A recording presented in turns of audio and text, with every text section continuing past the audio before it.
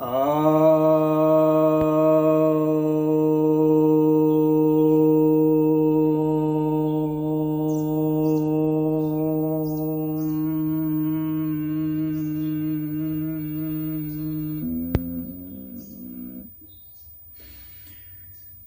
भक्तजनों को सप्रेम नमन।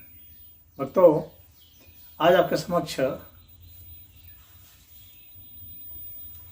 आपकी जिज्ञासा का समाधान लेकर आया हूँ। एक जिज्ञासा यह आई है कि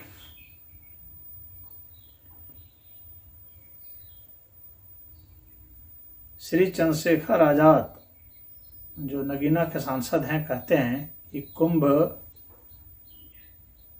में पापी लोग पाप धोने के लिए जाते हैं। क्या यह सही है? इतने ही धन को रोजगार और शिक्षा में लगाते तो अच्छा होता।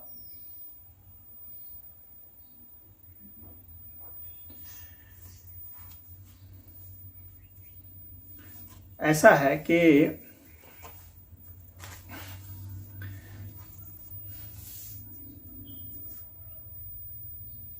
महाकुंभ में सभी लोग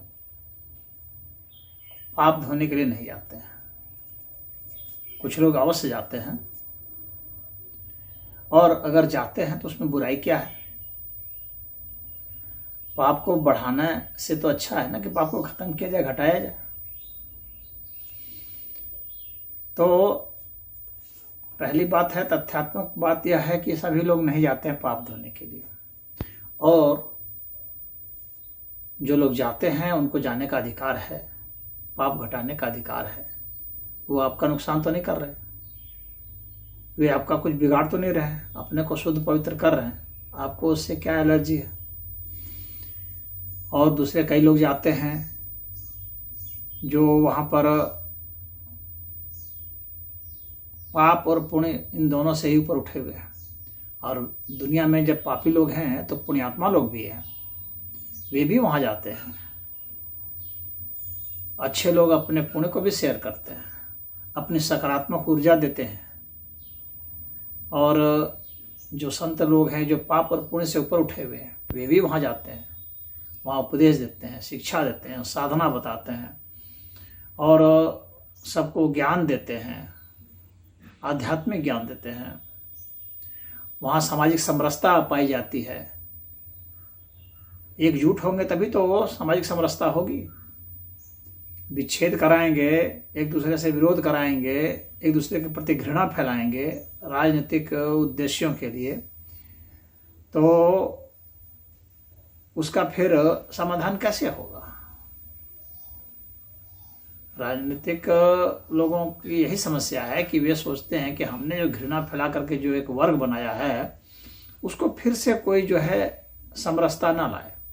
समरसता की तो बात करेंगे वे सब, लेकिन समरसता फैलाएंगे नहीं, वे विभाजन फैलाएंगे ताकि उनका एक वोट बैंक तैयार हो।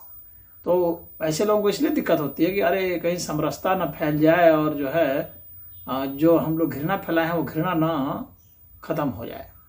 तो इस तरह की भावना नेताओं में रहती है, इसीलिए ऐसा कहते हैं। और जो वहाँ नहीं गए हैं तो वे क्या पापी नहीं हैं? कोई अगर अपने घर बैठ जाए और कहे कि नहीं मैं पापी नहीं हूँ, तो उससे पापी नहीं हो है वह, यह सिद्ध कैसे होगा? ये तो खुद ही अपराधी और खुद ही जज की बात हो गई। तो कोई पापी है या नहीं है, इसका जो है प्रमाण जो है वो तो ईश्वर के पास है। या एक एफएमआरआई मशीन लाई जाए और उससे आंका जाए कि कौन है कौन नहीं है। ये जो नेता लोग हैं, सबसे पहले तो एफएमआरआई टेस्ट इनको करना चाहिए कि ये सत्यनिष्ठ हैं कि नहीं है, इन्होंने भ्रष्टाचार किए हैं कि नहीं किए हैं, इन्होंने गलत कार्य किए हैं कि नहीं किए हैं। पहले तो इन्हीं की कुंडली खंगाली जाए, और इसके लिए वैज्ञानिकों ने एफएमआरआई मशीन बना दी है। तो उसी में से ये निकल के पहले अपना सर्टिफिकेट सबको दिखाएं कि नहीं देखो मैं पाप मुक्त हूँ, और अब मैं भाषण दूंगा। जो भी साधु संत हैं उनका भी कर लीजिए,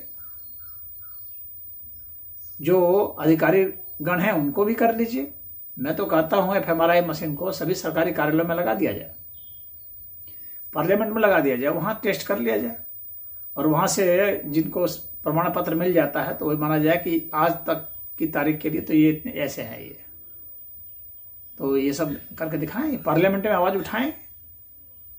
जो कुंभ में आवाज़ उठाने की बात कर रहे हैं तो पार्लियामेंट में भी आवाज़ उठाएं कि एफएमआरआई मशीन लगा और सभी नेताओं को उसमें चढ़ाओ और देखो कौन सही है कौन गलत है। सभी विधानसभा में लगाओ और फिर देखो कौन विधायक सही है कौन नहीं है। तो उसकी बात इनको करनी चाहिए ना, सुधार की। कार्यालयों से प्रशासनिक अधिकारी के भ्रष्टाचार की देखें, पार्लियामेंट और विधायिका से ये सब विधानसभा विधान परिषद में देखें कि कौन है। तो बात ऐसी है।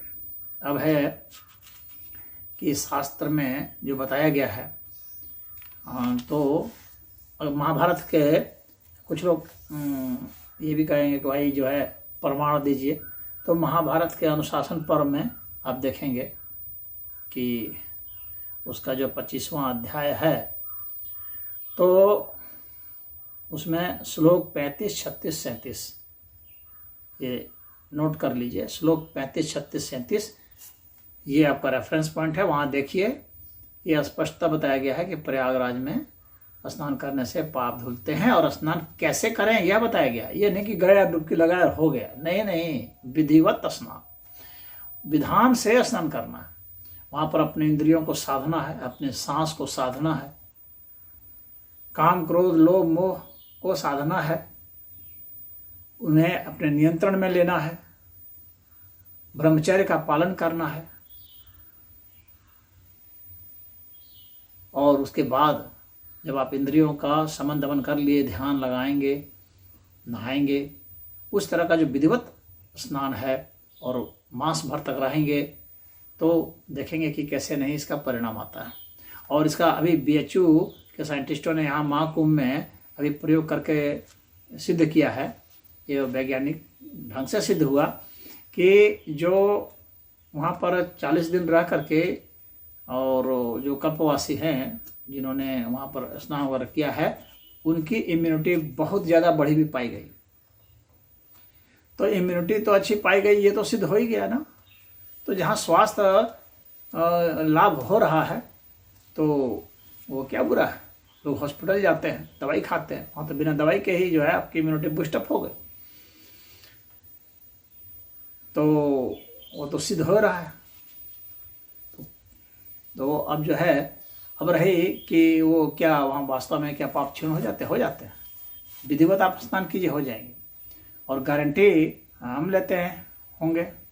मैं खुद आ रहा हूँ वहाँ पर, और वहाँ आए और हमारे सानिध्य में जैसे मैं बताता हूँ वैसे करें, और अगर पाप क्षीण नहीं होगा तो आप बताएं, कोई भी वहाँ आए।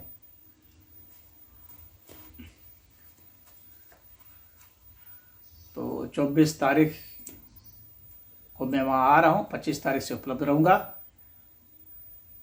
और वहाँ पर आए और देखें। फिर पाप धोने की गारंटी हमारी है। जिस विधि से बताऊंगा वैसी विधि से आप वहाँ करेंगे, और आप स्वयं अगर नहीं कहे कि हमारा पाप घट गया, कम हो गया या खत्म हो गया, तो फिर कहिए क्यों नहीं खत्म होगा। जब इकट्ठा हो सकता है तो खत्म भी हो सकता है। पाप होता कहाँ है, हमारे मन में होते हैं, मन के संस्कार में होते हैं। तो संस्कार की धुलाई हो जाएगी, मन की धुलाई हो जाएगी, आप शुद्ध पवित्र हो जाएंगे, बुरे विचार गंदे विचार निकल जाएंगे, आप में त्याग की भावना आएगी, दान की भावना आएगी, तप की भावना आएगी, तो आप में सकारात्मक संदेश आएगा, अपने आप ही आएगा। तब से संदेश आ जाता है भीतर से, फिर आप उसके अनुसार चलेंगे, आपको अपने इंद्रियों पर नियंत्रण हो जाएगा, सत्य के समर्थक आप हो जाएंगे, न्याय के समर्थक आप हो जाएंगे। वेद में भी इसके जो है प्रमाण बताए गए हैं। तो जो वेद के जो प्रमाण हैं तो उसको भी आप देख सकते हैं। ऋग्वेद के आप देख लीजिए, 10वें मंडल के 89वां सूक्त का 7वां मंत्र आप देख लीजिए। अथर्ववेद का देख लीजिए, चौथे कांड का 34वां सूक्त का 7वां मंत्र, और इस पर जो है मैंने वीडियो भी बना रखे हैं, वेद में कुंभ, आप उसको जाकर के प्लेलिस्ट में जाकर के देख लीजिए,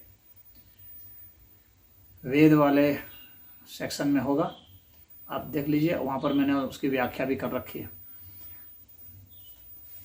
तो ऐसी बात नहीं है कि नहीं होता है, और जहाँ बताया गया है वहाँ आप देखेंगे तो अवश्य पाएंगे। ये रेफरेंस पॉइंट भी आपको मैंने दे दिया है। मत्स्य पुराण में देख लीजिए, चैप्टर 103 to 112 में बताया गया है स्नान का महात्म्य, तो वहाँ आप देखिए, निश्चित ही होगा। और साधना सीखिए, वहाँ दान पुण्य कीजिए, दान से तो पवित्रता आती है, दूसरे के प्रति कल्याण भावना, गरीबों के प्रति कल्याण भावना आती है। और ये रही बात रोजगार की और शिक्षा की, तो भैया रोजगार सिर्फ सरकार ही नहीं देती है, प्राइवेट कंपनियां भी देती है, प्राइवेट फर्म्स भी देते हैं, दुकानें भी देती हैं, और कई और संस्थाएं हैं वे भी देती हैं, आश्रम हैं वे भी रोजगार दे रहे हैं। और जहाँ महाकुंभ लगा है वहाँ इतने इतने लोग टेंट लगाए हैं, तो वो टेंट वालों का बिजनेस नहीं चल रहा है, उनका भी बिजनेस हो रहा, कमाई हो रही होगी ना। लोग आ रहे हैं साधनों से, ट्रेन से आ रहे तो ट्रेन से कमाई हो रही होगी, बसों से आ रहे हैं, कार से आ रहे हैं, उन सबसे कमाई हो रही होगी, वहाँ टोटो चल रहे हैं, रिक्शा चल रहे हैं, मोटरसाइकिल चल रहे हैं, उन सबकी कमाई हो रही होगी। दुकानें वहाँ लगी हैं भिन्न भिन्न चीज़ों के, कोई फूल बेच रहा है, कोई माला बेच रहा है, कोई फल बेच रहा है, तो कोई और चीज़ बेच रहा है। वहाँ इतने भंडारे चल रहे हैं, तो इतना चावल दाल तेल सब्जी सब तो वहाँ खपत हो रही होगी ना, तो उनका बिजनेस तो चल रहा है, कपड़े बिक रहे होंगे, होटल इंडस्ट्री है वो सब बूस्टअप हो रहा है। तो ये कल्चरल इकोनॉमी जो है उसका कॉन्सेप्ट समझने की ज़रूरत है। जो बैकवर्ड माइंड के हैं वे लोग इसको नहीं समझ पाते हैं। अयोध्या मंदिर का जब निर्माण हो गया उसके बाद देखिए वहाँ कितनी आमदनी हो गई, कितना बिजनेस हो गया यूपी का। तो यूपी अगर इसमें 15-16 हज़ार करोड़ रुपये अगर उत्तर प्रदेश सरकार ने लगाया होगा तो एस्टिमेट है कि 2 लाख करोड़ के आसपास आमदनी हो जाएगी। तो कई कई तरीक़ों से आमदनी होती है, तो रोज़गार तो मिल रहा है लोगों को। वहाँ इतने इतने पुलिस तैयार हैं और एनडीआरएफ की टीम तैयार है, इंटेलिजेंस की टीम तैयार है, तो उनके खर्चे भी वहाँ पर जो हैं तो उनके खर्चे भी तो वहीं के आय से निकल रहे हैं, तो रोजगार तो मिल ही रहा है। और ऐसा नहीं है कि उस पैसे को डायरेक्ट रोजगार में लगाएंगे वही रोजगार होगा। कल्चरल इकोनॉमी पर ध्यान देना होगा गवर्नमेंट को। और फैक्ट्री अगर लगा दिया जाए तो यह गारंटी तो नहीं होती है कि फैक्ट्री लगा दिया जाएगा। अधिकतर लोग ये सोचते हैं कि फैक्ट्री लगा देने से लाभ ही हो जाएगा, ऐसा नहीं होता है। फैक्ट्री बंद भी हो सकती है, घाटे में भी जा सकती है। आप खाली सामान उत्पादन कर देंगे तो नहीं होगा, सामान बिकना भी चाहिए, क्वालिटी भी होनी चाहिए। लेकिन कल्चरल टूरिज्म जो होता है और उसमें जो इकोनॉमी होती है तो उसमें फायदा ही फायदा होता है, कभी कहीं नुकसान नहीं हुआ, क्योंकि वहाँ भीड़ है। यानी वहाँ पर जब भीड़ है तो इसका मतलब कस्टमर है रेडीमेड, कस्टमर को खोजना नहीं है वहाँ, तो वहाँ तो बिक्री हो ही जाएगी। चाय बेचने वाले भी वहाँ घूम रहे हैं, कितने रुपये, लाखों रुपये बना लेंगे सब। अब रही शिक्षा की बात, तो वहाँ आध्यात्मिक शिक्षा दी जा रही है। जो स्कूल कॉलेज में शिक्षा दी जाती है वो शिक्षा पर्याप्त नहीं है। उस शिक्षा को प्राप्त करके आजीविका लोग खोज तो ले रहे हैं, लेकिन जीवन नहीं खोज पा रहे हैं। पढ़ लिख करके वही नशे में भी लुप्त हो जा रहे हैं, नशे में धुत हो जा रहे हैं। तो वो कैसी शिक्षा है जो हमें नशेड़ी बना देती है। पढ़ लिख करके भ्रष्टाचार में और अच्छा से चले जा रहे हैं, क्योंकि नैतिकता तो नहीं आई ना। स्कूल कॉलेज में नैतिकता की शिक्षा नहीं दी गई।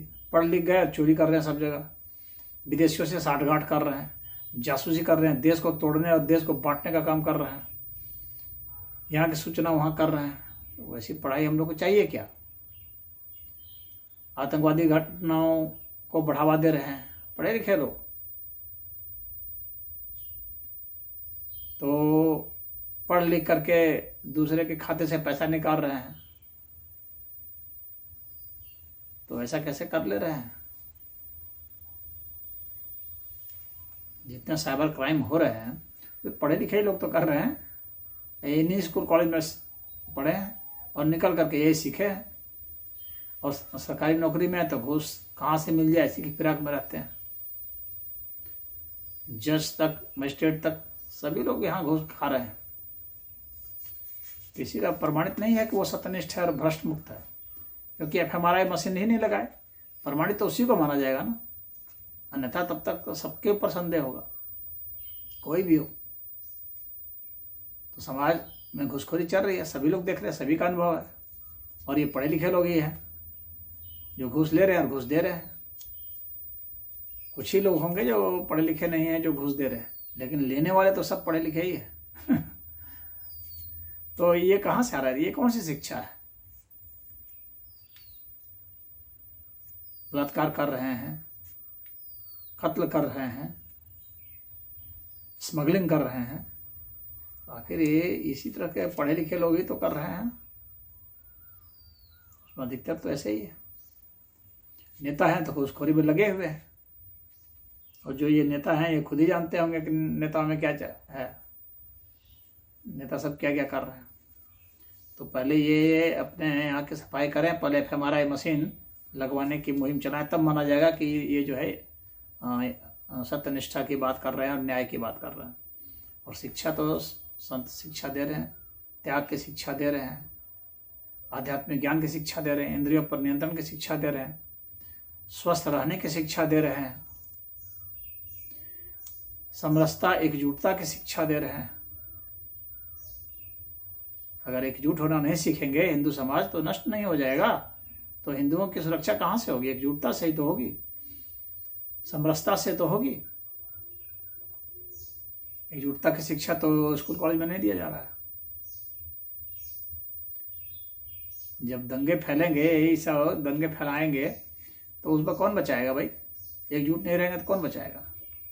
मारे जाएंगे, नष्ट हो जाएगा। तो अपने को बचाने के लिए जो है शत्रुबोध की शिक्षा भी चाहिए, अस्त्र शस्त्र भी चलाना चाहिए।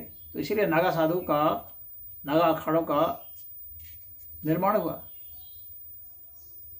तो वहाँ बलिदान देने वाले भी लोग हैं, अपने समाज के लोगों को बचाने के लिए बलिदान देने वाले भी लोग हैं, उसकी भी शिक्षा चाहिए। खाली लूट के हम खाएं और बचाएंगे कौन? कुल परिवार, खानदान को, गांव को, देश को कौन बचाएगा? इसकी शिक्षा कौन देगा?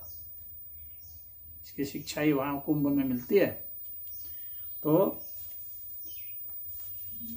ये जो इनके दावे हैं ये सब जो है सही नहीं है। मात्र अंश मात्र एक सही है कि कुंभ में पापी लोग पाप धोने जाते हैं, तो यह गलत तो है नहीं। जाते हैं तो अच्छी बात है, जाना ही चाहिए। पाप भी करो और धो भी नहीं, तब तो और उपद्रव हो जाएगा। जितने पापी हो जाओगे कि अंत में पागल होना पड़ेगा, या समाज में भयानक उपद्रव हो जाएगा। ऐसे ही लोग जो पापी हैं और पाप नहीं धोते हैं, वही लोग दंगे कराते हैं और करते हैं। वही लोग जो है लूटपाट मचाए हुए, वही चोरी डकैती कर रहे हैं। और कौन कर रहा है? तो पाप तो धोना ही चाहिए, और पाप धोएं, और पाप धुलता है। चंद्रशेखर जी ने जो ये प्रश्न उठाया है, ये इसीलिए उतना मान्य नहीं है। किसी को लगता होगा जो सनातन धर्म को, साइंस को और सोशियोलॉजी को जो अच्छा से नहीं पढ़े हैं, समाज का जिन्होंने अध्ययन नहीं किया है, उनको लगता होगा कि अच्छा कह रहे हैं। क्योंकि नेताओं की बात कुछ लोगों को अच्छी लगती है इस कारण से, जो उनके समर्थक हैं, क्योंकि उनकी भावना उनके साथ होती है, जातिगत भावना। और क्या, जो उनकी जाति बिरादरी के हैं उनको अच्छा लगता होगा।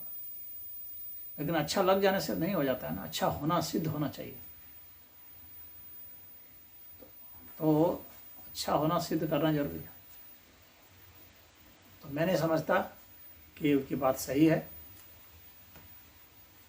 तो इसमें इतना ही। हरि ओम।